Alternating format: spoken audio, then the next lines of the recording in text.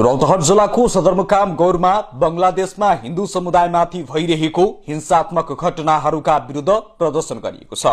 बंगलादेशमा गरिएको निर्दोष हिन्दू युवकको हत्याको घटनाका विरोध गर्दै आज बिहानै रौतहट जिल्लाको सदरमुकाम गौरमा प्रदर्शन गरिएको छ। हिन्दूवादी नेता राजभूषण श्रीवास्तव, स्थानीय समाजसेवी मनोज यादवको अगुवाईमा प्रदर्शन गरिएको हिन्दूवादी नेताले जनाएका छन्।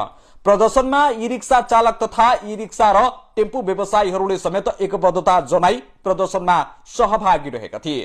प्रदर्शनका क्रममा हिन्दू हत्या बन्द गर, धार्मिक अल्पसंख्यकको सुरक्षा सुनिश्चित गर, दीपू चन्द्र दास अमर रहे लगायतका विभिन्न नाराहरू समेत लगाइएको थियो। प्रदर्शनपछि आफ्नो कुरा राख्दै समाजसेवी मनोज यादवले बंगलादेशमा पछिल्ला समय मन्दिर तोडफोड, हिन्दूहरूको घर व्यवसायमाथि आक्रमण र हत्या जस्ता घटनाहरू निरन्तर बढ़िरहेको भन्दै गम्भीर चिन्ता व्यक्त गरेका हुन्।